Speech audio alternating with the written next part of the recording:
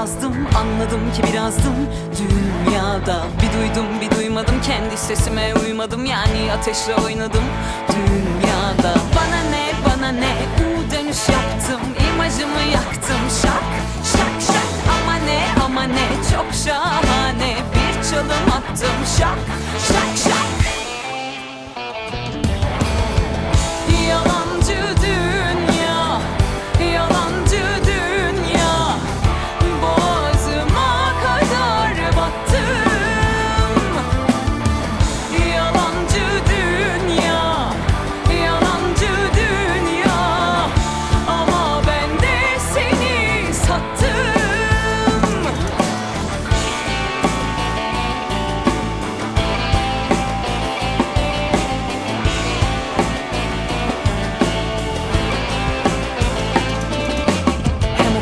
Hem yazdım, bir düz durdum bir yazdım, anladım ki birazdım dünyada. Bir duydum bir duymadım, kendi sesime uymadım, yani ateşle oynadım dünyada. Bana ne U dönüş yaptım, imajımı yaktım, şak şak şak. Ama ne çok şahane, bir çalım attım, şak şak şak. Yalancı dünya, yalancı dünya, boğazıma kadar battım. Yalancı dünya, yalancı dünya, ama ben de seni sattım.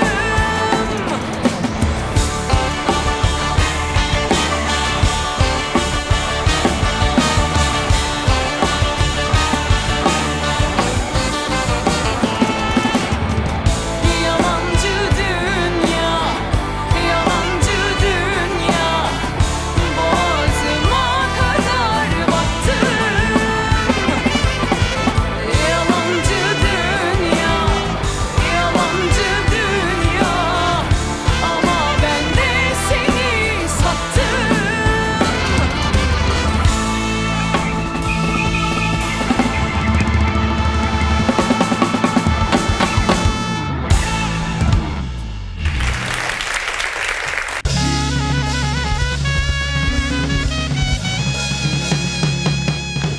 Sevgili izleyenler, ÖSYM yapılan YKS ile ilgili istatistikleri paylaştı. Sonuçlara artık ürkütücü demek yetmiyor. Zira sonuçlar insanı dağa kaldırıp ailesinden fidye isteyecek kıvama geldi. Bakın, fen bilimlerinden 553 bin, matematikten 399 bin, sosyal bilimlerden 37 bin, Türkçeden yani konuştuğumuz dilden tam 4 bin aday sıfır çekmiş. Yani biz buna bir final cümlesi bulalım falan dedik ama gerek yok. Son cümleyi tekrar ediyoruz. Türkçede yani konuştuğumuz dilde tam 4000 aday sıfır çekmiş. İşler gerçekten kötü. Efendim, Bolivya'da erkek egemenliğini ortadan kaldırma bakanlığı kurulmuş. Devlet başkanı bakanlığın misyonunu sömürgeciliği ve erkek egemenliğini ortadan kaldırmak diye açıklamış. Ya senin ağzın bal yesin. Bunları düşünmek bile bir alkış sebebiyken yönetimde yer vermek artık bizim minnoş kalplerimize fazla. Artık ev içi gerilimlerde Latin bacılarımız şak bir mail bakanlığa, adam iptal. Bakanlıktan yetkililer gelip erkeğin egemenliğine mührü vuruyor. Sen rahat, Maria Rosalia Herfandez Eugenio Emenike Hanım rahat. Sosyal medyada bir hanımefendi kod adıyla anılan milletvekilimiz Fatih'teki tarihi 1. Mahmut Çeşmesi'nin imitasyon kitabesine babasının ismini yazdırmış. Kitabenin orijinali Sultan Mahmud'un ismiyle biterken yeni halinde milletvekilimizin babasının ruhuna El Fatiha ile bitiyor. Gerçekten bir milletvekilinden beklediğimiz her şey var beyefendide. Tarihimize de sahip çıkmış, alınan duaların arasına babasının adını da yazıp atalarına da saygısını göstermiş. Biz de rica edelim, uygun bir kitabeye bizim de anamızı babamızı sırayla yazdıralım diye düşündük. Madem oluyor, ha? Ne diyorsun? Sevgili izleyenler, bu hafta güzel bir haberimiz var. Yonca Evcimik tekrar bir şarkı yaparak aramıza döndü. Şimdi buraya kadar her şey güzeldi. Şarkıyı dinleyince tırtladık. Dönmese miydi acaba dedirten şarkı bizi bizden aldı ve geri vermedi. Kadına şiddete dikkat çekmek için yaptığı şarkıda resmen kadına şiddet uygulayan adamlara mahkeme savunması örneği sundu. Bırakın 7'den 70'e bizleri, henüz ana rahmine düşmemiş çocukları bile irite ederek hem cinsiyetçilik, hem kadın düşmanlığı, hem de ahlakçılık sanatçılığı tek potada eritmeyi başardı. Şarkının sözleri her yerdeydi ama asıl duyulanı kimse söylemedi. Sanatçı bu şarkıda çok yalnızım, hiç arkadaşım yok, kadın fikrinden de, şiddet fikrinden de anlamıyorum demek istemiş. Ağzınıza sağlık. Sevgili izleyenler, Rize'de Çayeli Belediye Başkanı meclis üyelerinin dışarıdan işimize karışıyor ama diye şikayet ettiği abisini imar müdürü olarak atayarak hem meclis üyelerini hem de kendini büyük bir dertten kurtarmış. Bir taşla 3 kuş vurmuş. Abisini atadı diye tekrar şikayet edilmesi üzerine meclis üyelerine bir türlü yaranamayan belediye başkanı abim diye demiyorum çok iyi bir imar müdürüdür diyerek abisini savunmuş. Bu haberle bir kez daha görmüş olduk ki liyakat insanın kendine yakışanı giymesidir. Sevgili izleyenler, Amerika'nın Kaliforniya eyaletinde 2 mega kilise, koronavirüs tedbirleri kapsamında kiliselerin kapatılıp striptiz kulüplerinin açık kalmasına tepki olarak pazar ayinlerini striptizle açmışlar. Açıkçası Papa'nın Instagram'da beğendiği götten sonra rahiplerin striptiz yapması bize Papa yerlenirse cemaat sıçar sözünü hatırlattı. Katarlılar Türkiye'de neleri satın alabilecekleri konusunda kendileriyle yarışmaya devam ediyor sevgili izleyenler. Bizim köydeki fındıklıktan İstinye Park'a kadar geniş bir ürün yelpazesine sahip Katarlılar son olarak İstanbul borsasının %10'unu satın alarak bir bakıma tek rakibimiz yine kendimiziz dediler. İnternette fazlasıyla dönen Black Friday Katar'a yaradı. Şakalarından bir tane de biz yapıp klişeye düşmek istemedik. Onun yerine biz de haberin bu kısmını Katarlılara sattık deyip kalan kısmı Arapça okuyacaktık. Ama bir baktık Arapça da bilmiyoruz. O yüzden şöyle bitiriyoruz. Yallah. Dünya Covid, açlık ve işsizlikle uğraşırken Banu Alkan haftalardır Kylie Jenner'la uğraşıyor. Uğraşmıyor. Hatta tam anlamıyla kafayı takmış. Bilmeyenler için hızlı özet geçmek gerekirse Afrodit'imiz Kylie'yi kezbanlıkla ve tarzını çalmakla suçlarken story ardına story atıp hayranlarını 200 milyon takipçili Jenner'ın üzerine saldırtıyordu. Hatta bir seferinde o kadar fazla kadına saydırmış ki Kylie storiesine bile bakmış. Son olarak Kylie bu tacizden yıldığı için Afrodit'i ve menajerini mahkemeye vermekle tehdit etmiş. En azından Banu Alkan'ın yayınladığı ekran görüntüsü öyle diyor. Gerçi Kylie'nin mesajında menajeri Erkan Düzdaş'ın adını Türkçe klavyeyle yazması olayın inandırıcılığına biraz gölge düşürse de biz Afrodit'imize inanıyoruz. Afrodit olduğuna inandıysak buna da inanabiliriz. Hanımlar beyler, serbest vuruş bitti.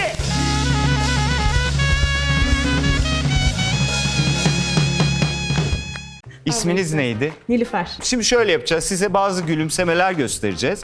Sonra o gülümsemelerin kime ait olduğunu soracağız. Evet. Hanımlar beyler, ilk gülümsememiz ekranlarda. Kerem Bürsin mi acaba? Kerem Bürsin acaba? Vallahi bravo. Ama hanımefendi nefes almadınız. Kerem Bürsin arkadaşınız falan mı? Bakar ben anlamadım çünkü. İlk ve sonda herhalde bir sonraki. Ben demiştim. Bu sanki ben yapmışım gibi gülüyor. Ama öyle değil. Çok da güzel bir hanımefendi. Yabancı. Bergüzar Korel mi? Yabancıymış. Yabancı dedim ama Canancığım. Katy Perry olabilir mi? evet. Jennifer Lawrence diyen hanımefendi.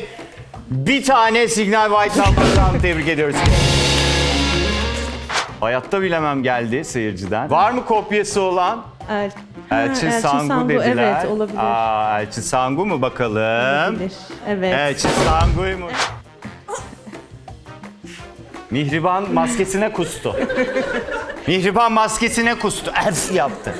İyi misin? Tokatlayalım mı? Şokta mısın? Bir şey... Ryan Gosling değil. Var mı bir tahmininiz? Yabancı. Ama ben dedim ilkinde bırakacaktık seni. Evet, siz zirvede bıraksaydınız iyiydi gerçekten. Aynen, yok, Var mı benden tanıyan çıkmıyor. hanımefendi? Ne yapıyorsunuz ya? Google'dan mı bakıyorsun? Christian Bale. Vallahi doğru. Ah bir tane daha. Bir yıllık kız toplu daha. Siz kimsiniz? Diş doktoru mu? Ah tövbe estağfurullah. Ama öyle fotoğraflarını da Ama var ki yani gerçekten. gerçek- O fotoğraf tabii suç fotoğrafta ağızda değil çünkü. Brezilyalı bir falan. Brezilyalı mı? Yani bilmiyorum. Nereden Melez. çıktı Brezilya? Nasıl anladın ablacığım Brezilya'yı? Memleketini nasıl? Oralardan biri. Ha? Ne? Beyoncé mu? Beyoncé mu? Canancığım sen Türkçeyi konuşamıyorsun ki İngilizceye zorluyorsun. Yani Beyoncé'nin böyle bir gülüşü var mı bilemedim ama. Ben de bilemedim. Rita Ora mı? Beyoncé mi? Bu gülüşü olmamış. Ne olursa olsun bir senelik Signal White Nav'ınızı Ederim, kazandınız. çok sağ olun. Rica ederiz. Hanımlar beyler Nilüfer Hanım'ı alkışlayarak uğurluyoruz.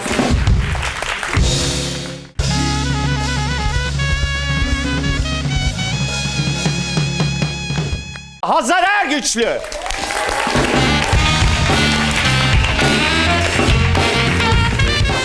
Hazar'ın anlamı barışmış. Bak ben bilmiyordum Hazar'ın anlamının barış olduğunu. Böyle bir hikayesi falan var mı? Kim koymuş ismini? Babam koymuş. Yani muhtemelen biz Kıbrıslıyız.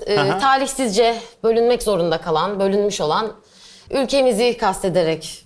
Yani Ha, o keşke niyetle, be evet, falan gibi. o niyetle koymuş. Ne güzel. Kıbrıs'ta doğup büyümüşsün. Oradan bir de genç yaşında yani Türkiye'nin de en kalabalık şehrine Ay gelmişsin. evet. O mesela bir kaos mausun içinde ne yaptın? Nasıl geçti? Oldu ya. Fatma Gül'ün ilk bölümünde böyle Fatma Gül geliyordu ya İstanbul'a, Evet. İstiklal Caddesi'ne gidiyordu, yürüyemiyor, insanlar üstüne çarpıyor. Tamamen öyleydim yani. İnanılmaz bir şoktu benim için. Gerçekten güya başkentte yaşıyordum ben Kıbrıs'ta ama öyle bir duygu yok orada tabii ki. İstiklal Caddesi'ni gördükten sonra şehir algınız değişiyor. Şaşırtıcıydı gerçekten. Çok endişeliydim ama çok çabuk alıştım.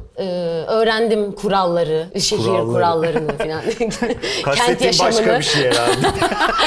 Çünkü Sadece abarttım, başka bir şey yok. Öyle yani. Evet. Bir süre sonra alıştım. Arkadaş edindikten sonra yerleri, sokakları öğrenince Evet. birazcık rahatladım. tabii ilk geldiğin zamanlar değil ama yaklaşık ondan işte bir sene 2 sene sonra biz tanıştık zaten. Evet. Geldiğin İlk sene mi o? geldiğim sene ilk tanıştığım insanlardan biri sensin. Evet. Gerçekten ben Evet. demek ki bak alışmışsın sen.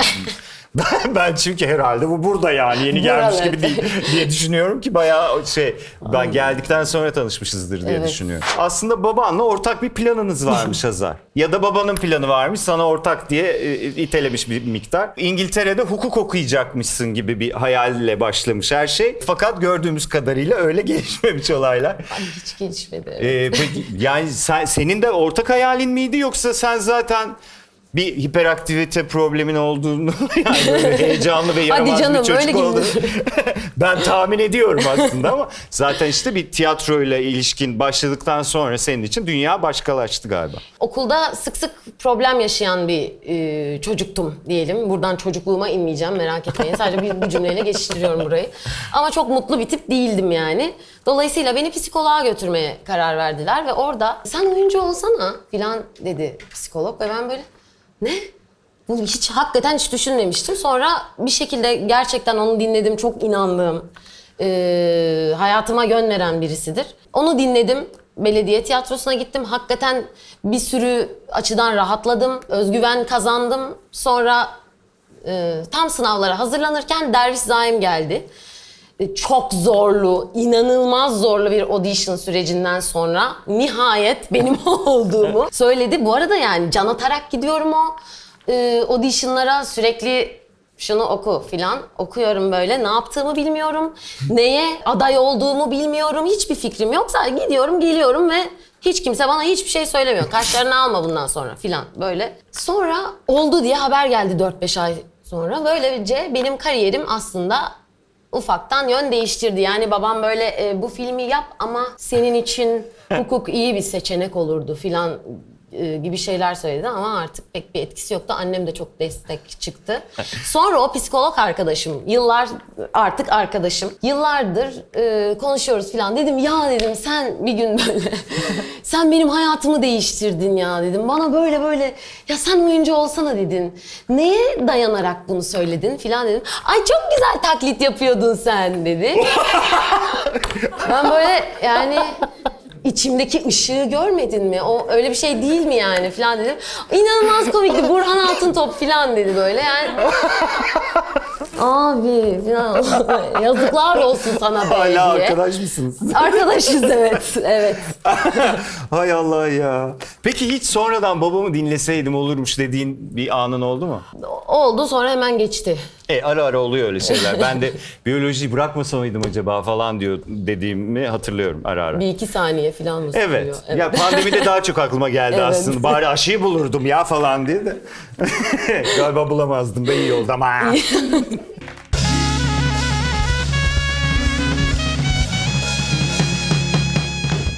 Estetiğin var mı? Hayır, yok. Ama yani şuramdaki çizgiden tabii ki çok mutsuzum ama korkuyorum yaptırmaya. Tabii ki mi? Evet. Neden? Ne? Sizin de gördüğünüzü varsaydım. Ha, ha. Teşekkürler bu Rica incelikli ederim. iltifat için. Hayır, rica ederim. O ne? Gülme çizgisi değil mi o ya? Evet, Ha, insan güldüğü için... bu daha kalın. Ha, bu biraz daha... Çok daha kalın. Yani çok çok daha kalın. O kadar da gülünmez yani diye. Biraz fark var da. Acıktığında ortalığı yıkar mısın? Yıkarım. Gerçekten mi ya? Çok en sevdiğim şeylerden biri yemek yemek. Hiç Ha. yemek ayırmam, her şeyi yerim. O kadar. Evet. Aa, ben de öyleyim de bende 95'i görüyorsun tabii. Yiyince. Yani ben de tabii olduğunda yiyorum, yapmamaya çalışıyorum. Aa, ne güzel. Bir öğün, 2 öğün. Ben yapmıyorum bile çoğu zaman ona rağmen. Batıl inancın var mı? Yani evet, Kıbrıs'ta gelenekselleşmiş bir zeytin dalı yakmak Evet. durumu var. Nazardan korunmak için Ha. çok şiddetle inanıyorum ve yakıyorum. Ben de evde böyle gezdiriyorum, kafamda çeviriyorum, sevdiklerimin Yani. kafasında çeviriyorum. Bir bakar mısın? Zeytin dalı mı yakılıyor? Zeytin yaprağı, zeytin dalı. Zeytin Evet. dalı yaprağı. O da nazara iyi geliyor. Evet. Ha, Ada hadi. çayıyla beraber bir not et kenara. Aynen. Ya ben onların kokusuna pek dayanamıyorum da. Aa. Evet. Yani dayanamıyorum değil, çok hoşlanmıyorum. Evet, evet. Evde odun yakıyormuşuz gibi oluyor. O bana yani galiba o da öyle bir şey değil. Yani öyle de hissetmemem lazım. Sana hiçbir şey olmaz. Öyle düşünmeye devam et. Aynen. Hiç sadece o anı kurtarmak için söylediğin böyle bir yalanın var mı? Evet. Ne o yalan o. Ha Evet. şurada şimdi söyle be. Manyakmış değil mi? Peki o yalanı unutup örtbas etmeye çalıştığın oldu mu? Çok sık unuturum. Niye yalan söylüyorsun? Çünkü yalan o zaman? söyleyebilen birisi Ha. değilim. Genellikle zaten söylememeyi tercih ediyorum çünkü unutuyorum. Mantıklı. Daha kötü, daha karmaşık ve hiç inandırıcı olmayan başka yalanlar söylemek zorunda kalıyorum. Ve amaçtan sapıyorum yani. Aslında ilk yalan zaten karşımdakini kırmamak için söylediğim bir şey oluyor. Daha da Mahvoluyor üstüne... her şey, evet. Anladım. Televizyon izlerken başkasının adına utanıp kanal değiştirdiğin oldu mu? Kim hazırlıyor soruları? Evet, oluyor. Kim peki? Şaka sakın cevap verme. Yakın zamanda oldu mu peki? Tabii ki. Anladım. Çocukken annenin babanın cüzdanından bir şeyler tırtıkladığın oldu mu? Olmuştur ya. Kesin olmuştur yani. Bir sürü şey yaptım, onu da Cepçi misin yapmışımdır kardeşim, niye yani. olsun ya? Olmuş. Ama evet yani pek parayla ne iş olur? Ha, Ne yani. yapayım yani? Zaten Evet. cips, jelibon yani. Hiç sırf ortamda muhabbet dönsün diye bilmediğin bir konu hakkında salladığın oldu mu? Hiç öyle riskler almam. Riske girmiyorsun Hayatta değil mi? almam. Hiç kendi horlama sesine uyandığın oldu mu? Horlamıyorum. Horlamıyor musun? Sen de mi? Biz zaten horlayan kimseyi görmedik. Peki sevgilinin günlüğünü bulsan okur musun? Hayatta okumam. Benim derdim bana yeter.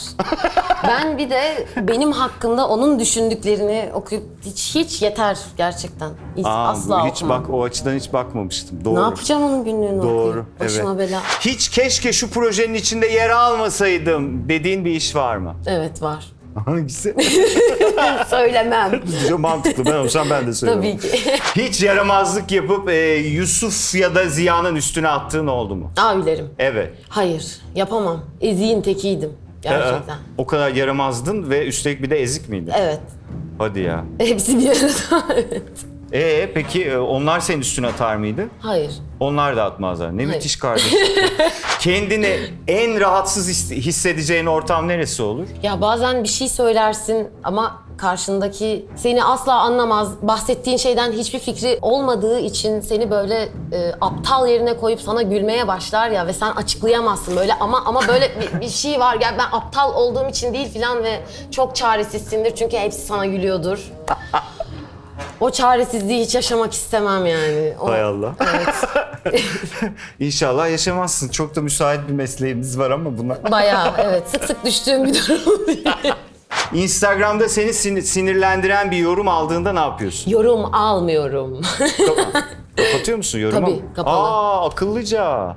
Evet, Yapıyorum. rahatsız oluyorsan. Hayır zaten beceremiyorum da doğru düzgün hani araştırıp Yönetmeyi de, bakmayı, karıştırmayı oraları. Ama eskiden gördüğümde çok üzülüyordum tabii ki yani. Hani hiçbir fikri yok kim olduğumla, evde ne yaptığımla ilgili nasıl böyle bir yorum yapabilir falan diye. Sonra ilgilenmemeye başladım. Görmeye de unuttum. Peki senin sesin güzel mi? Kıbrıs'ta sahneye mi çıktın? Sahneye çıkıyordum evet. Nasıl çıkıyordun ya? Adım atarak şuradan falan. Of, Oo. ne olur gitmeyin. yapma. Teşekkürler. O kadar kötüydü ki bu bile işe yaradı yani öyle bir hava yarattı. Yani. Ama yani öyle kişilikli bir sesim yok hani sıradan düzgün bir sesim var. Sıradan düzgün bir sesin var. Öyle duyulmuyor konuşurken aslında bana sorarsan. Öyle mi? Evet. Peki şarkı ne söylüyordun? Her şeyi söylüyordum. Her Babam şeyi. itekliyordu. Küçüktüm, barda çıkıyordum. Ne bileyim pop, Abi pop sahneye rock ve çıkmak mı Anadolu o rock ya? sadece Ama filan. sahneye çıkmak diye soruyoruz. Bayağı profesyonel sahne... olarak, hayır. Evet, öbür türlü ben de çıktım canım Hayır sahneye. canım. Türkücüyüm hayır. diyor Ama muyum ben ya? her cuma çıkıyordum. Her cuma mı? Rutine binmiş bir durum vardı. Seninki küçük azar gibi bir şey. İyi albüm yapmamışlar. Yok. Hiç yanında mesajlaşan birinin telefonunu dikizledin. Evet. Gel, Soru bitmeden evet soruyu dikizler anladım. misin? Gözünüz kaçmıyor mu sizin de? Göz kaçması. Hele Onun doğrusu da koreografidir. gözünüz kaymıyor. Evet, koreografi özür diliyorum herkesten. Gözünüz kaymıyor mu? Gözünü kayan var mı Kayar gözün? bazen ödül Sapanca'dan törenlerinde. gelen beyefendi zaten Lütfen teşekkür ederim dürüst Sapanca'dan olduğunuz için. mesaj okuduğu için, baktığı için kovulmuş da gelmiş zaten. Öğrenciliğinde kopyacı mıydın yoksa sınav kağıdını eliyle gizleyenlerden mi? Kesin Bence, kopyacıydın evet, ya. kopyacı. Şurada çok utandım abi dediğim bir yer var mı? Nasıl yani? Ay, Biraz açar mısın? Açayım. Efendim mesela bir ortamda yani başına gelen utandığın bir anın var mı diye sormaya çalışıyorum. Çok fazladır herhalde. Aa. Evet ya ben sabote Rezil bir insanım, değil mi? Çok rezil falan. Kendimi sabote etmekte bir ustayım. Bizim Umay'ı gör. Bak Çilekeş Umay arkadaşlar bu hani sokağa çıkma yasağı vardı ya. İlk olanı diyorum. Bu 3 ay paket olduk. Ya 15 güne geçer diye başlayıp 3 ayın sonunda böyle titremeye başladığımız hani. Biz işte orada evde çekiyoruz programı. Umay'la çekiyoruz. Yani başka hiçbir ekip arkadaşımız da bizle değil yani. Sadece biz kendimizden haberdar olduğumuz için kalabalıklaşmayalım diye cep telefonuyla, bilgisayarla falan hallediyoruz. Şimdi bir noktadan sonra tabii o cep telefonu, bilgisayar falan şey oluyor. Yani tek böyle durması biraz şey, acaba böyle bir hareket mi olsun falan. Bakın size ortamı anlatıyorum. Şimdi Beki bu ışık. Burada ışık var. Yuvarlak bir ışık bu. Burada başka bir şey var. Şurada da ben varım. Bak Umay'a dedim ki hani hareket yap dedim ya. Bu da Umay'ın elindeki telefon. Bu daire ışığın içinden elini sok. Bunun altından geçir. Sonra benim ağzıma bu kamerayı sok. Hadi buraya kadar yaptın bitir değil mi? Yok. Aynı şekilde buradan geri gel. Buradan ve bu sırada arkadaşlar ben konuşuyorum. Yani ben kameraya bakıyorum, o buradan diğeriyle çekip o Jimmy gibi geziyor. Konuşuyorum, bir yandan burada Umay'ı görüyorum ve elindeki telefonun arkası çiçekli. En son gerçek kalemi falan attım. Dedim ki ne yapıyorsun? Ne yapıyorsun? Yani sineçi mi çekiyorsun bana? Ne yapıyorsun? Diye. O yüzden ama oradaki hali çok iyiydi. Hakikaten ha. Hakikaten ha falan. Titremeye başlamıştı o yüzden. Tanıdık şeyler yani o üstüne koşma hali. Seni çok iyi anlıyorum. Başını belaya soktuğun bir olayın var mı? Belanın derecesine... Belanın. Bilmiyorum. Yar ben belanın değil. Nezarethaneye atıldın mı mesela o zaman? Yok hayır. Okey tamam. Şu olmasa ünlü olmak güzel şey ya dediğim bir şey var mı? Magazin. Magazin. Bir o. Bir o mu? Magazin. Magazin. Magazin. Evet. Magazin. Yani bir o evet başka... Yok Yok ama ya o yeterince idare basınçlı edebiliyorum. bir Çok şey. Evet evet. kendim yayılmadıkça hani başka Çok, bir yaşam peki çok stilinde mu dert diretmedikçe. ediyorsun? Yok çok bakmıyorum bir kere medya takipten geldiği zaman bakmıyorum. Onlara okey. da bakmıyorum. Yani benim baş etme yöntemim bu yorumlarla, Yok kötü sayma. şeylerle. Evet, Evet, mantıklı. bakmamak yani. Çünkü gerçekten benim hayatımda yok öyle bir şey. Aha. Başka bir gerçeklikte dövünüyorum kendi kendime yani. Çok da takmıyorum ama olmazsa da iyi olur. Çünkü o medya takibe bastığında evet görmüyorum içeriği. Ama orada 15-20 tane ayrı ayrı benim hakkımda yapılan işte ay çok kibar ya ama sanki biraz da kabalaştı son günlerde. Sevgilisi de şöyle çirkin falan gibi. Yani bu Değil mi? Bir de öyle bir hak var. Yani senin hayatındaki X bir şeyle ilgili beğenip beğenmeme, onu onaylayıp onaylamama falan gibi bir hak da var orada. Enteresan. evet, niye moralim bozulsun yani? Bunu Aynen, çok ilgilenemem. haklısın. Kendinde katlanamadığın bir huyun var mı? Dolu. Bir tane bize yeter. Gergin bir tipim. Evet. Yani evet çok neşeliyim, sempatiyim. Yani böyle Birden şöyle mi söyleyeyim. atar? İnsanlar böyle tarif edemez, anladın mı? Yani gelirim böyle sempatiyim ama kötü bir şey de hisseder ama onun ne olduğunu söyleyemez, anladın mı? Anlatamaz aktarırken karşısındakine. Gülseren Hanım, biz geçen hafta görüşememiştik. Gülseren Budayıcıoğlu hatta. Yeni Tahmin dizinizin ettim. konusunu bulduk. Evet. Evet, Masumlar Odası. İkisini birlikte. Gerginler Evi. Gerginler Evi de o.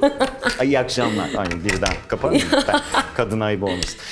Okey, anladım. Büyük geçmiş Kaygılıyım olsun. yani, teşekkürler. Kırmızı ufak haplar var. Çalışıyorum üstünde. Okey, tamam. Evet. Senin doğum günün 1 Ocak. Evet. Peki, Karışık orası. Değil. 1 Ocak. Fakat şöyle aslında 1 Ocak 93'te doğdum. Öğlen 12.30 falan civarı ama doktor, ailem, herkes beni okula erken göndermek konusunda hemfikir olmuşlar. Niye böyle bir kötülük yapılır bir insana bilmiyorum ama Hakikaten. 4 yaşımda gittim. 4 mü? Tabii ki küçük Ya yani. Bir ben- yıl küçüğüm. altın 5 yaşında bezleniyordu benim. gidiyorlar ana sınıfa. 5 yaşında gidiyorlar Değil mi? eve. Evet. Hatta 6 bile olabilir. Beni 31 Aralık Kaç? Bilen var 5. mı? 5. Öğretmenim. Dinliyor muydun? 5 yaşında. Ha? Uyandırdık adamı ya. Kalk yerine yat hocam. Of. 5 yaşında başlıyorlar anaokuluna. Dedik burada 6 kere. Abi sen onayla diye. Bir 6 kere daha dedik ya. Böyle yapsan okeydi. Çok teşekkür ederiz.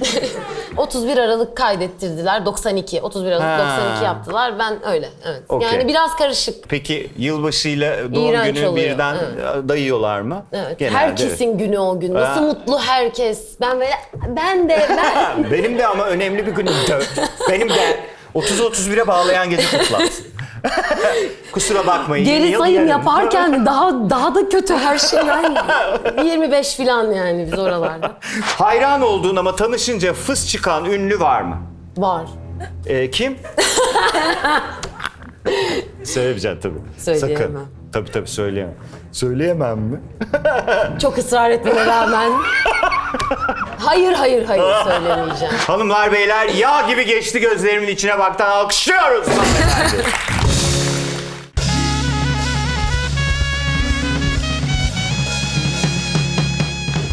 Senin çok fazla işin var Hazar. Yani çok işin içinde yer aldın. Televizyonda, art house yapımlarda, dijital platformda. Yani ve hepsinde. Yani hani bu mesela televizyonlarda deyince neredeyse bütün kanallarda.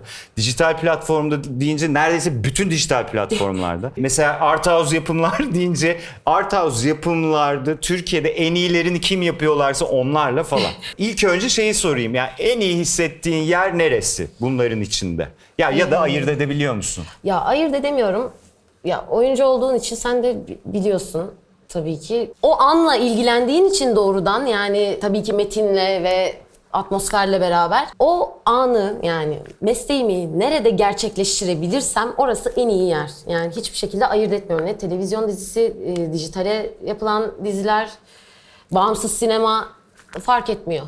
Tamamen hepsini severek ve isteyerek, daha doğrusu ona yönelik seçimler yapıyorum. Bu olsun diye seçimler yapıyorum. Öyle olmadığı da oluyor tabii zaman zaman. Evet ama senin bu keyif alma sürecini çok Belli da... bir seviyenin üzerinde Aynen, sürdürebiliyorum evet. yani. Onu seviyorum. Bu işi sevdiğim için hepsinde Evet. rahatlıkla. Zaten genelde işte bugün daha bir röportaj yaptık Galatasaraylı arkadaşlarla. Bunlar hala onların merak ettiği şeyler. Hangisi işte televizyon mu, sinema mı, tiyatro mu, bilmem ne mi falan. Temelde bu işleri yapabiliyorken yani hani bir tanesini seç deseler başka ama bu işleri yapabiliyorken benim için de çok ayırt edici bir durum yok yani. Hepsinde mesleğimiz bir şekilde icra ediyor olmak. Belki Sadece tiyatro tecrübeler değişiyor. İşte tecrübe kimle çalıştığın Aynen. noktasında işte kamera varsa başka bir tecrübe yaşamaya başlıyorsun. Sahnede başka. Tabii ki tiyatronun canlı performansın özel bir durumu var. Onu apayrı Apayrı. tutabiliriz ama finalde oyunculuk. Meslek Her oyunculuk yerde işte. evet. Peki bu az önce söylediklerimin dışında The Mallorca Files isimli bir BBC dizisinde oynamışsın. Evet. O nasıldı? Bir şey yani mesela burada yaşadığın tecrübelerden farklı bir tecrübe miydi? BBC ne bileyim ben 79'luyum.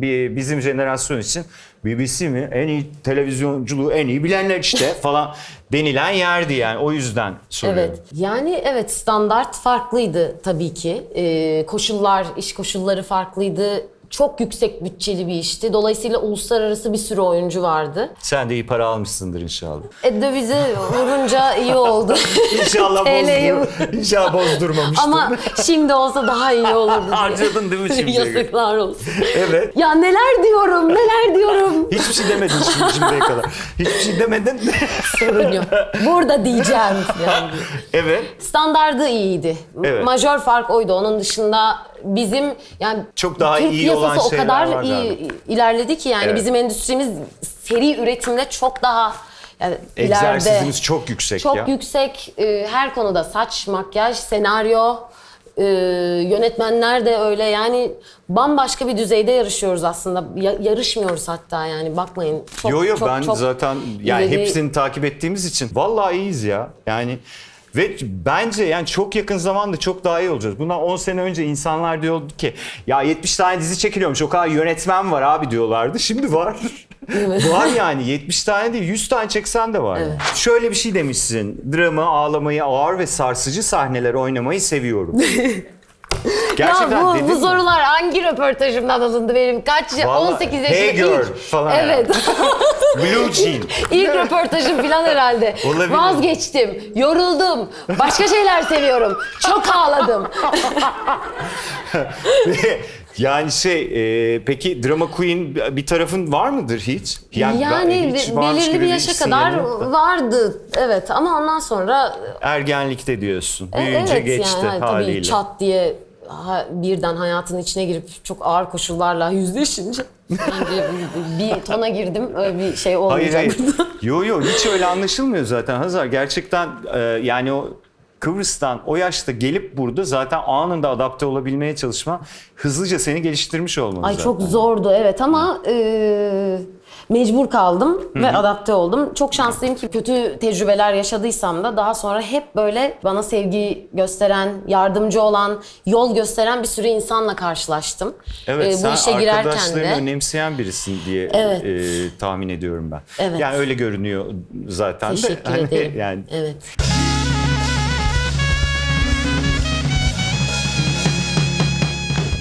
sevgili Hazar, o mu bu mu da bu hafta sana paraşütle kimle atlamak istersin diye soracağız. Peki. Yarışmayı biz yapmıyoruz anasını satayım. Paraşütle kimle atlarsın?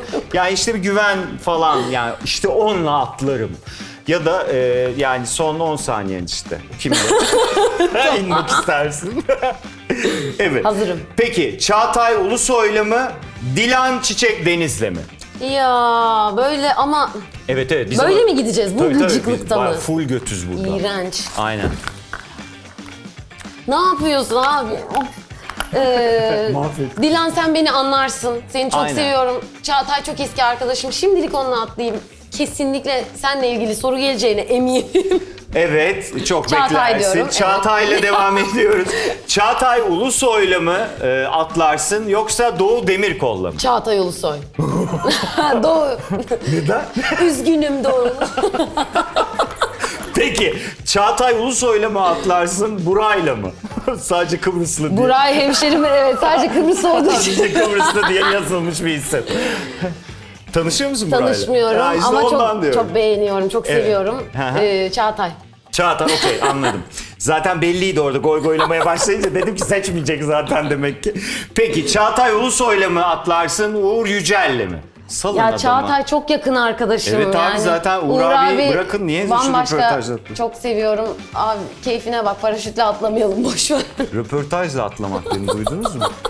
Öyle mi? Röportaj dediysem bu mesleği bırakırım.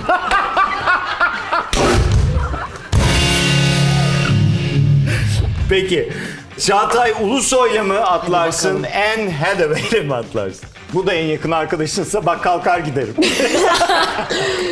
Yok, burada Çağatay'la yollarımız ayrılıyor. Merak ettiğim şeyler var. Sormak istediğim. Ne var be? Anne Hathaway Şaka yani. şaka tabii canım, benim de var. Sen Galiba aynı şeyler Çağatay değil ama Ulusoy'la mı Anne Hathaway'le mi atlar? ben Hangisiyle Çağatay'la atlar? inerim, Anne Hathaway'e gideriz biz beraber. Anne Hathaway'le mi atlarsın, Halil Babür'le mi? Halil Babür'le. Halil Nasıl Ba- sattım 2 dakikada Hakikaten kadını. yani nefes alsaydın. Halil Halil Babür'le. hastasıyım. Peki Halil Babür mü, Rami Malek mi? Halil Babür. Rami Malek'i Nasıl bir sevmem. kendinden Evet. eminlikle söyledim. Evet. Rami Malek'i beğenmemek. Estağfurullah. Yani olabilir. Hayır canım. Estağfurullah mı? Pardon kardeşim. Rami Bey kusura Rami Bey. bakmıyorsunuz umarım. Nefret ediyorum. Mesela sevmediğim bir konu. Aşırı nazik olma kaygısı. Yok yok siktir Hayır. et, duymayacak bile. Halil, Rami evet. Malek neymiş? Peki Halil Babür mü, Bryan Cranston mı? Ne oluyor? Kal geldi. Aynen. Melike! Melike şimdi onu sen bil. Öyle mi? Evet. Halil Babür, Of, Bryan Cranston. Bryan Cranston. Bryan Cranston mı, Serenay Sarıkaya mı? Ya.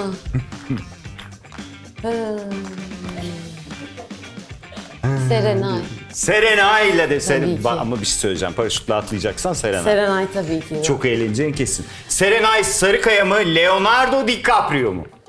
Serenay beni çok iyi anlarsın Tabii canım, artık yani. soracaklarım Aynen vardı. yani çok uzun bir yol gittin Soracaklarım Leonardo vardı. DiCaprio'yla. Evet evet, hepimiz. Leonardo DiCaprio. Leonardo mu, sarı bıyık mı? Sarı bıyığı hepiniz tanıyorsunuz diye düşünüyorum. Cahit Bey, ben Cahit de Bey. özür dileyerek Leonardo ile yoluma devam ediyorum. Leonardo ile Sıkıcı devam olmaya ediyor. devam ediyorum. Aynen evet, çok sıkıcı. Leonardo mu, Meriç Aral mı? Of. Niye? Of. Meriç, evet Meriç'te de atladı. Meriç'te de gidilir. Gidilir yani. Evet. Çok sevdiğim bir arkadaşım ama Meriç beni sen de anlarsın. Leonardo. Var yani şu an. Leonardo'yu bulmuşum Aynen. arkadaşlar. Özür dilerim. Leonardo Peki DiCaprio. Evet. Leonardo mu, Eva Green mi? Leonardo. Okey, ben atlarım Eva'yla. Atlayacak Onun da birkaç kişi yeri daha çıkar apayrı. burada. Aynen. Evet, hepimiz için. Peki Leonardo mu, Robbie Williams mı? Leonardo. Leonardo, ikisinin kafaları böyle dan diye vurup ortaya çıkan eserle atlarım. Leonardo. O Leonardo. kadar panikledim ki Robbie Williams dersem diye. Nerede? Bayıldı. Peki Ronaldo mu, Demet Evgar mı? Abi başıma bela mısın? Bir yerde O çıkalım settesiniz. şuradan. Ama bir şey söyleyeceğim. Zaten Demet'le de Dilan'la da falan Evet, settesiniz. bütün gün setteyiz. Beraber niye Leonardo, böyle Demet, hassanız zaten. Daha ciddi bir risk almış durumdasınız. Kesinlikle sette. yürü diyorsun. Leonardo'yla. Leonardo mu, Phoebe Waller-Bridge mi? Phoebe değil mi? Phoebe, biliyor musunuz Phoebe'yi? Hoşçakalın Biliyorsunuz Leonardo. değil mi? Hoşça kal Leonardo. Evet. Üzülerek Orada ona- merak etme, yalnız kalma. Phoebe mi, Brad Pitt mi? Brad Pitt. Hemen. Zaten paraşütle atlıyoruz. Yani bir tık tecrübeli olsa iyi olur. Ki Brad Pitt mutlaka Muhakkak. atlamıştır. Evet ama yani paraşütle atlamasak da Brad Pitt. Değil mi? Bence evet. Bence de. Yani burada mesela Brad Pitt ne ya falan Ama diyen çok var mı? evrensel yani. Evrensel bir Brad Var. Pitt. Benim bir arkadaşım ya abi o hep aynı oynuyor ya demişti. Yemin ediyorum İngiliz çocuk. Dedim ki demek bu yabancılarda da var böyle bir şey. Aynen, gördün Hep aynı mü? oynuyor ya. Yani Hep aynı Brad Pitt'e- oynuyor. Evet. Güzel. Aynı. Böyle de Sen bir de anım o kadar bu da. aynı oynasan ya deseydin ya arkadaşım. O kadar İşsiz aynı gezeceğini. oynasan. Hakikaten. Neyse. Hakaret etmeyelim. Brad Pitt mi? Onur Ünlü mü? Abi Götlük budur. iğrençsiniz. Kalkıp gidiyorum. Yalnız oradan. ama şöyle bir şey konuşuruz Onur'la. O aşağıda bekleyebilir. atlarsın. Yanına Sen inersin. gel buraya, gel. Aynen, gel bir şey konuşacağız. Onurcuğum. Onur ünlüyle haklı tabii ki. Tabii Alkışlıyoruz ki. hanımefendi.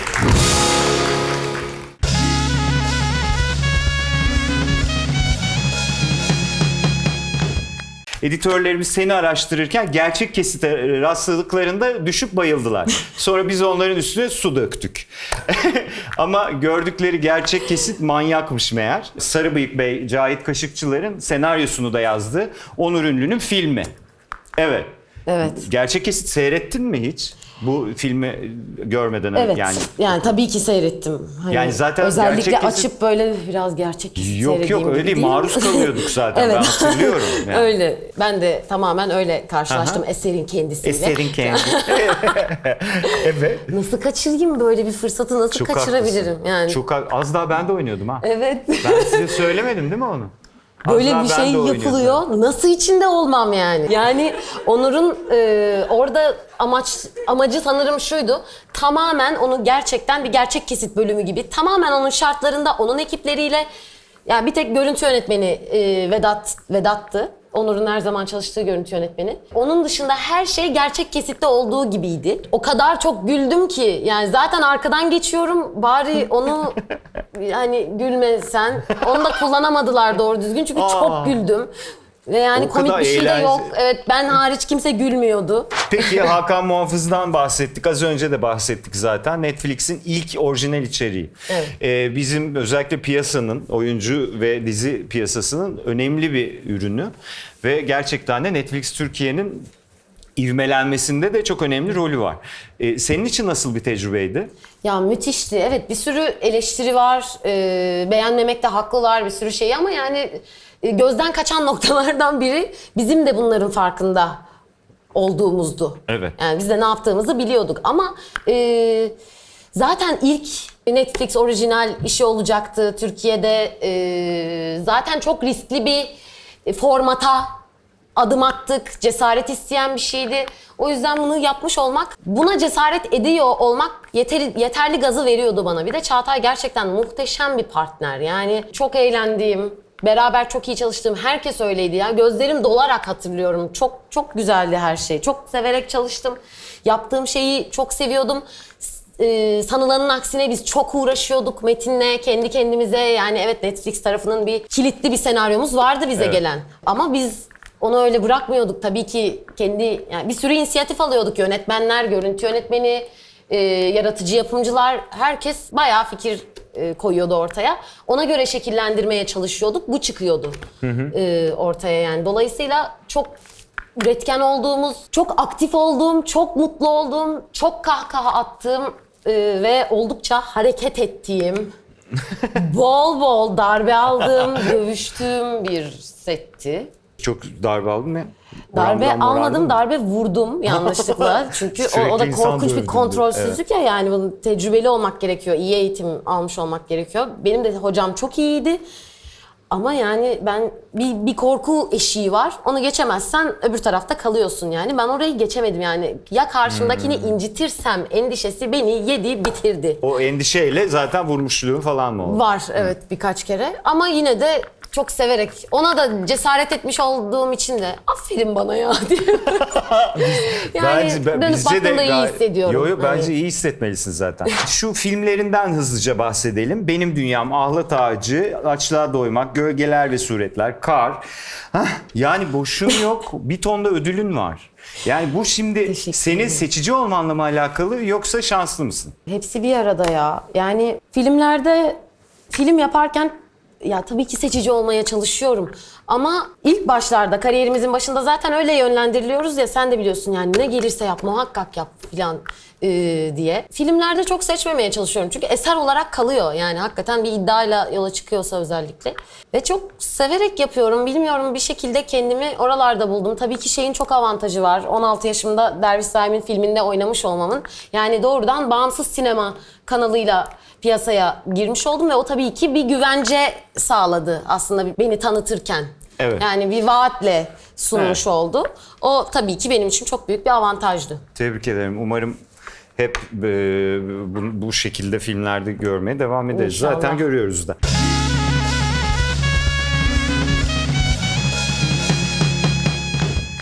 Behemehal. Behemehal. Seni bitireceğim. Bitti şu an. Behemehal. Meme. Behemehal. B. B. He. Rock. Marka mı söyledin lan? Behemehal dedim. Behemehal mi? Sen kimsin ya? Pazar Ahmet Hamdi, nerede? Tanpınar'ım ben. Neydi? Behemehal. Behemehal.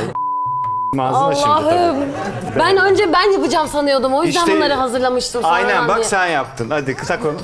Hoşça kalın arkadaşlar. Ne soracağım? Hı? Hı? Ne?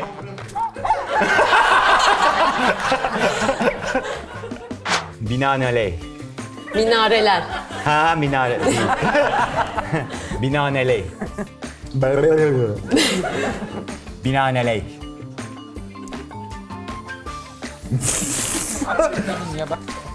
Oo. Binaenaleyh. Pi, No. mi, No. bi, binaenaleyh. Doğru mu?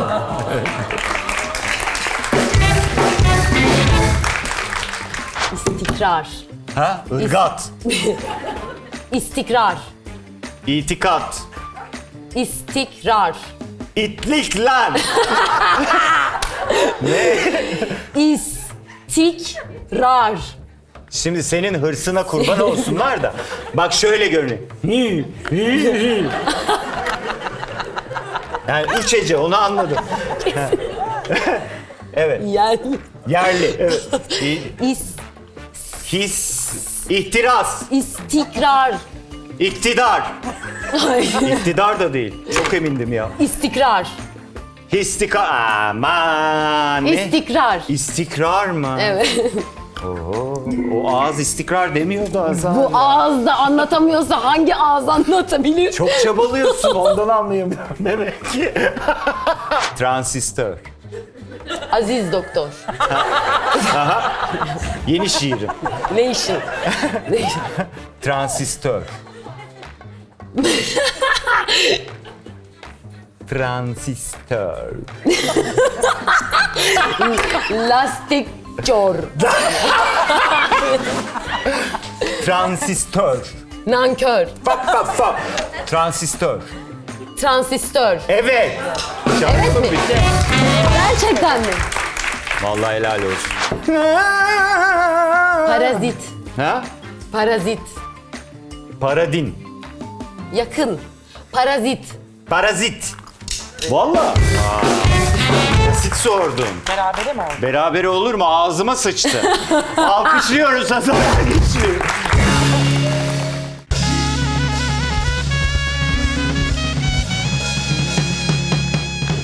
Alev Alev gördünüz mü?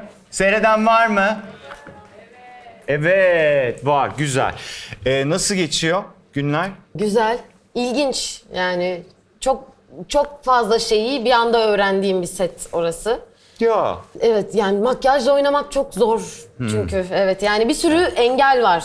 Repliğimi de. söyleyene kadar ki anlarda. Bir 5 Evet. saat falan gibi bir şeyler okuduk. 5 saat sürüyor mu makyaj? İlk başta evet 5-6 saat falan sürüyordu. Şimdi Şimdi hızlandı. tabii hafifledi yani bir sargı aşamasına geçildi. Onun içine bir bone takıyoruz.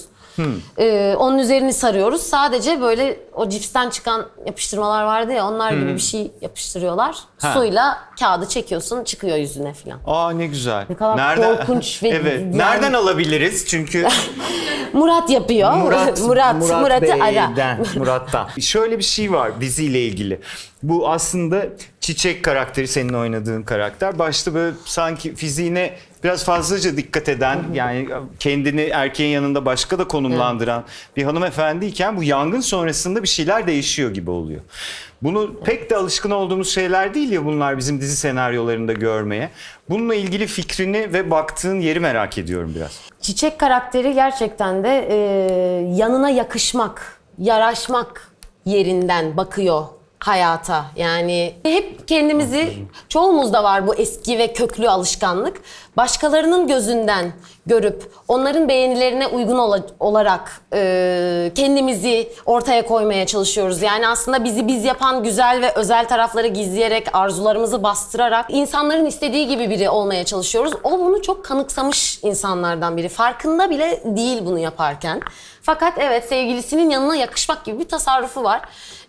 Fakat böyle korkunç bir olayla başına gelen tamamen tepetaklak oluyor ve feci bir çaresizliğin içine sıkışıyor. Yani şimdi maske taktığım birkaç kısım geldi. Orada böyle oyuncu olarak profesyonellikten bir tık böyle kendi kendime kaldığımda saptığım anları fark ettim. Yani çünkü yara makyajının ne olursa olsun buna cüret etmiş olmakla ilgili bir iyi ve olumlu yanı da var oyuncu olarak, hanenize artı yazıyor yani. Ama maskeyi takınca tanınmaması için takıyoruz. Feci bir endişe duydum. Kötü mü görünüyor? Yaptığım şey görünmüyor mu diye, çok içsel bir yerden yani. Ve çok bir şey de diyemiyorum. İşim bu. Benim işim onu takıp onu yapmak yani. Çok sıkışmış ve çaresiz hissettim. Yani gerçekten belki o insanları asla hayal bile edemem nasıl hissettiğini, bu kötü tecrübeleri yaşayan insanları, ama yani o gibi bir çaresizlik noktasından bakılabilir o durumlara diye düşünüyorum. Yani çok çok sert bir dönüşüm olacak. Bu da sınavı değil onun, yani maruz kaldığı, mecbur kaldığı bir değiştirmesi gereken bir yönü. Bu yangın sahnesi görsel efeksiz falan, böyle lambur her şeyi yakmışlar falan gibi. Efekt de vardı Olur biraz mu? ama Görsel efeksiz olmaz da. Evet. Sen özellikle çok etkilenmişsin yangından diye bir haber aldım. ısıyı çok yüksek hissettiğim bir an oldu. Kayıttaydım da, anlayamadım da normal mi değil mi filan, ama yok, çok uzağımızdaydı yani alevler, yok, ama hissini yani bir yangın ekibi vardı. Çok profesyonel bir ekip geldi. Tamamen kontrol altında komutlar ve onların komutları doğrultusunda alevler artırılıyor. Bazı mekanizmalar var, işte düşüyor direkler yanarak. Fakat kestik denilince tak böyle, yani bir menteşeyle bağlı. Tak geri tekrar takılıyor, yakılıyor. yeniden malzeme sürülüyor, yeniden yakılıyor filan. Ama evet, böyle korktuğum bir an oldu. Sonra kestik, buz tuttuk filan. Isınmışım yani, hani öyle çok şiddetli ısınmışım. Başka bir şey olmadı, hiçbir zarar da olmadı zaten. Değişikti ya, daha zor kısımları vardı. Yanmaktan, yangını hissetmekten yani ziyade. Bu az önce anlattığın tabii daha yani bu yangının içinde yaşadığın stresten çok daha yoğun bir şey yani. O maskenin altındaki tarif ettiğin duygu bana da bastı şu an. Yani öyle çok acayipti, evet. Şeyi sormak istiyorum. Alevler. Özellikle güzellik kavramı söz konusu olduğunda bir eşitsizlikten genel olarak bahsedebiliyoruz ya memlekette. Senin bu eşitsizlik, gerçi son yıllarda hala öyle mi? Bunu değiştirmeyi en azından deneyen, bazı noktalarda da başaran arkadaşlarımız da oldu.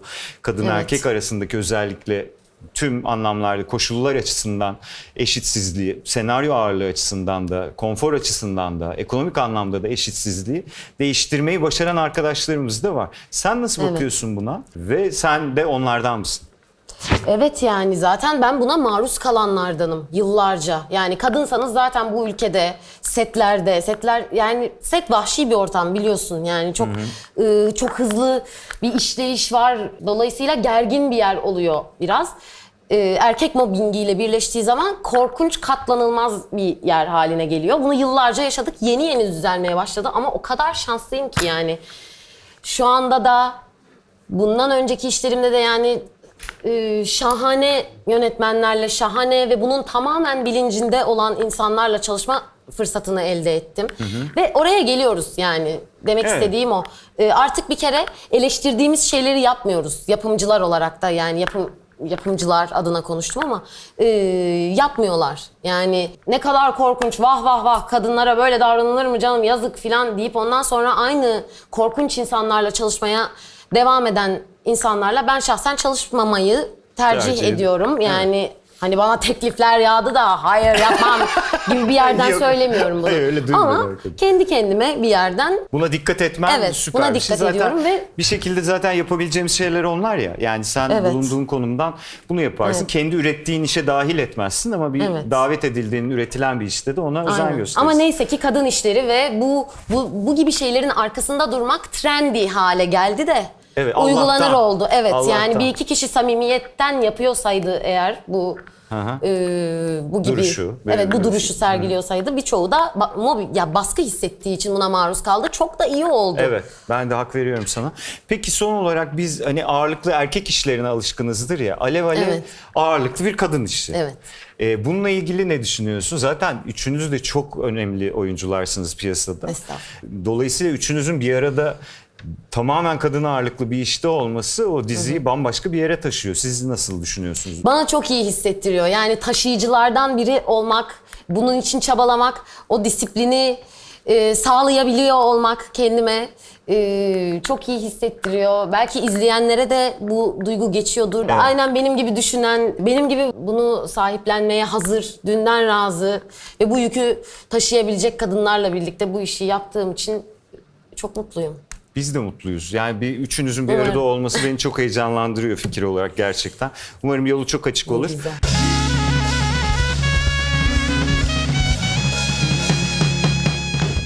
O seyirci sorumuz. Seyircilerimiz, buradaki seyircilerimiz Var. senin kim olduğunu Evet. bilmeden Konuğun HES kodu var mı?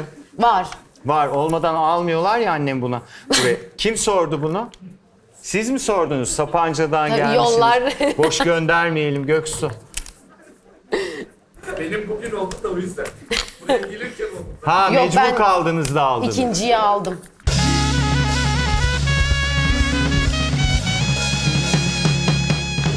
İsminiz neydi? Ceyda. Ceyda Hanım. Çok- Siz ne yapıyorsunuz? Öğrenciyim. Öğrencisiniz. Öğrenciyim. Öğrencisiniz. Nerede? Koç Üniversitesi'nde işletme okuyorum. Koç Üniversitesi'nde işletme okuyorsunuz. Bir şu maskeyi hafif tekrar kapatın. Çünkü Koç'ta işletme okuyorsanız ileride işimiz düşer. Bize ne hımlayacaksınız? Söylemeyeyim, böyle şey yapayım. Aynen doğru.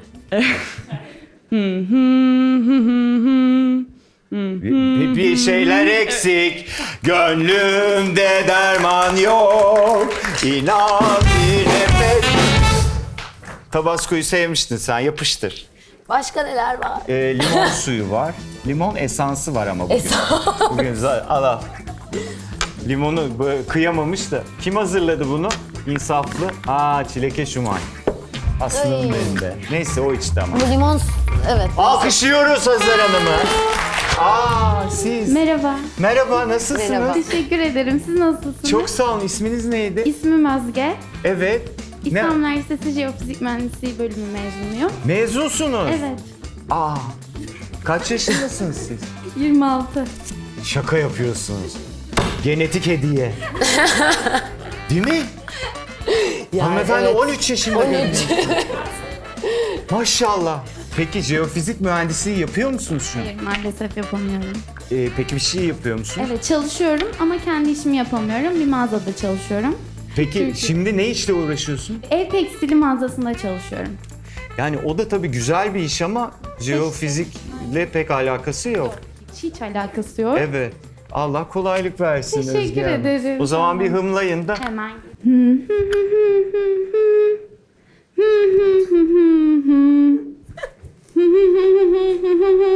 Hazarza galiba senin albümünden.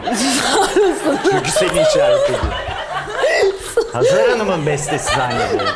Ben de gözlerimle dinliyorum Evet, yani. fark ettim Açtıkça onu. böyle burnumu falan böyle. Bütün rezonans boşluklarımızdan alalım. Bir daha alabilir miyim lütfen? Lütfen İçmek Özge Hanım. istemiyorum. Evet. Sarı laleler. Arkadaşlar bu sarı laleler değil.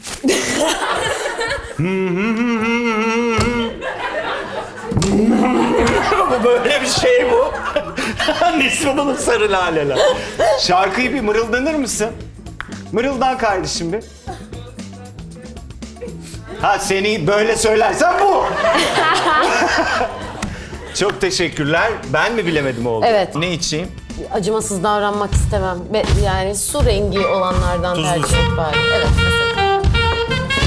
Sona şunlar kalsın da beraber içelim diye.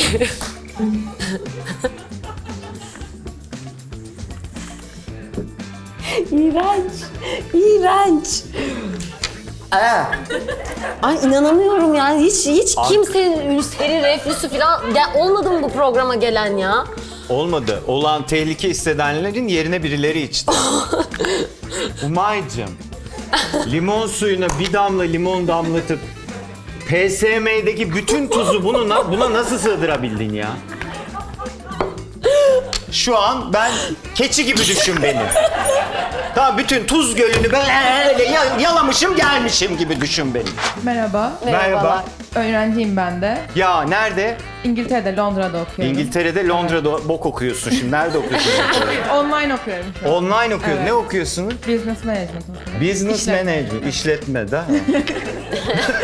Ne? Koç'taki. Kalk söyle kız. Pardon. Business Management Evet. okuyorsun. Londra'da mı dedin? Evet, Londra'da. Pandemi dolayısıyla geri Evet. döndün diye tahmin Online ediyorum. okuyorum bu sene. Online, evet. Ne kadar daha online? Ya bu sene sonuna kadar online duruyor. Bu sene sonuna zaten yarın bu senenin sonu. Yani o yüzden 2020-2021.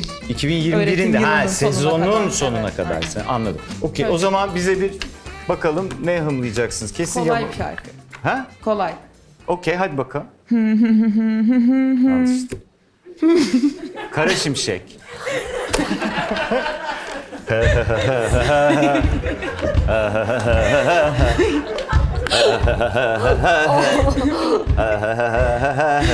Bak, aynısını tekrar ediyorum. Bildin mi? Ha, devamı var. Pardon. Evet. Kimseyi tanımadım ben. Senden daha özel. Gülseren Hanım'a bağlandık. Hangisini için? Beyaz beyaz. Ay, Aşkım, beyaz. Sirke o. O sirke. Bu daha mı iyi ya da bu yani? Tamam sirkeyi tamam. içmedi ama faydalı diyorlar. Faydalı diyorlar. Sabah da içtim. Ama yani bir shot değil herhalde. Oo.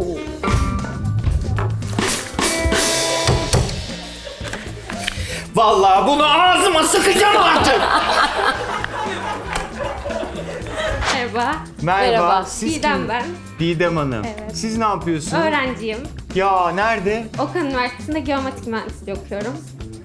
Geometri mühendisi. Geometri Geometrik. okudun, mühendisliğini de Geometrik. mi okuyorsun? Da ben dalı bilmiyorum yani o Geometri kadar. mühendisliği ne? Harita mühendisliği.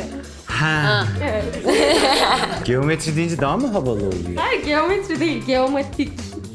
Annem biz Geometri. anlamadık ki onu, biraz yakın Ben de tutun lütfen. geometri. Geometri anlıyorum ben. Meğer geometri demiyormuş. Geometri diyormuş. Geomatik. Doğru mu? Doğru. Geomatik. Evet. Harita desene annem şuna. Ama artık yeni ismi o şekilde. Yeni ismi artık bu. Öyle Harita demesem- dersen.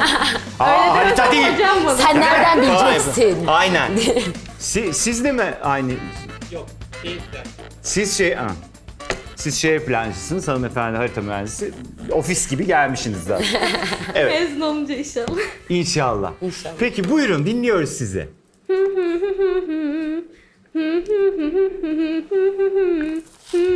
Sağlık, yalan dünyanın Mahmeden tek ya. seferi, Ya. onu kaybetme. Sen seç artık yani. Ben yani şu an bunlardan birini içmektense şu bardağa oturmayı tercih edebilirim. Etmem. Hiçbir şey olmasın, yanlış anlaşılmasın. Arkadaşlar oturmayacağım, içeceğim. Ekip heyecanlandı ya. Böyle bir şey olabilir mi ya? Allah'ım yarabbim.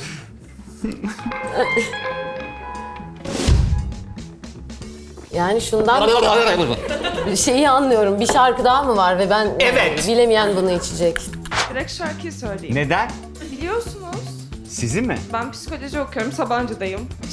İsminiz Evet ne? az önce. İlayda. İlayda Hanım. Bak Evet. onu bilmiyormuşuz. Ha tamam o zaman. Kaçıncı İlayda. sınıftasınızdı? Ben 2'nin ikisindeyim. Ne diyor ya? İkinci dönemin, ikinci sınıfın Ha, ikinci dönemi. ikinci dönemi, evet. Aynen. Ama o öyle olmaması lazım. Ha, ona öyle denmiyor mu? Şu an Bilmiyorum. biz döneminde değil Böyle miyiz? biraz karışık ya. Yani herkes öyle aslında da bir Öyle diyorlardır Vay be. demek ki şimdi. Evet. Atladığım bir şey yok. Benimki normal tabii. yani yarım dönem hazırlık Hayır, okudum. veremese de o sonrakinde verecek ya. Hassas olduğu Ama bir konu yarım olabilir dönem hazırlık dönem meselesi. okuyunca sonra bir sene oluyor. iyi de Şu kız gidiyoruz. geometri mühendisi olsaydı Geometri mühendisi. ama değil. Geomatik. Geometri olaydı bak o kızın dediğini bize Branş anlatır. uydurmak artık. İyi günler, ben geometri mühendisiyim. Açıların integralini alıyorum, geri koyuyorum. Başka bir şey yaramam çünkü ben şu an geometrinin mühendisiyim ama. Evet, çok pardon. Sizi dinliyoruz. Evet. Tamam. Papatya gibisin beyaz ve ince. Doğru bildi. Hazar kötüyüm dedin ama. Kötüydüm çünkü başta. Ne oldu? 3 şarkıda fondip uzmanı mı oldun? Abi ne yaptın? Ha, aynen. Sessizlik. Tabasco da bana kaçtı. Paylaşalım. Paylaşalım. Hiç hayır deme. Bir şey itiraf etmek istiyorum çünkü Lütfen. ben yardım aldım biraz. Yardım mı aldın? Kimden yardım Bir aldın? kere, belki iki. Belki. Belki iki. Ufak tüyolarla yolumu buldum diyeyim yani. Hazar'cığım Ama ben burada hiç yani inek O götü yüzden yaladım, tuz içiyorum. gölünü yedim geldim falan diyorum. o kadar da kötü biri değilim. Aynen. O zaman afiyet olsun. Cheers.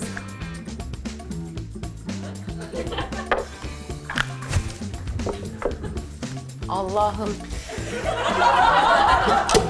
Of, bu kadar beklemiyordum. Sıkayım mı ağzına? Lütfen. Şu an bir o eksik gerçekten ağzımda.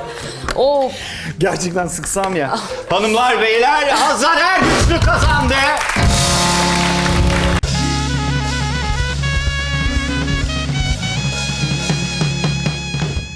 Ayaklarına sağlık Hazar. Çok Teşekkür sevindik. ederim. Ben teşekkür Ya ederim. çok eğlenceli Harikaydı. oldu benim için. Seninle Benim yan için de yana vakit öyle. geçirmek. Zaten çok yan yana geldiğimde eğlendiğim, yüzümün güldüğü bir arkadaşımsın. Bir mukabele. Hanımlar Anlaştık. beyler, Hazar Ergüçlü bugün konuğumuzdu. Çok teşekkür ederim.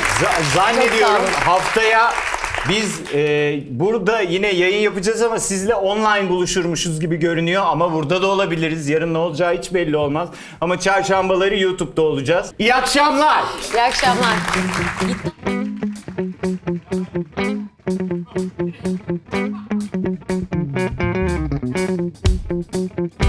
Signal White Now, İbrahim Selim'le bu geceyi sundu.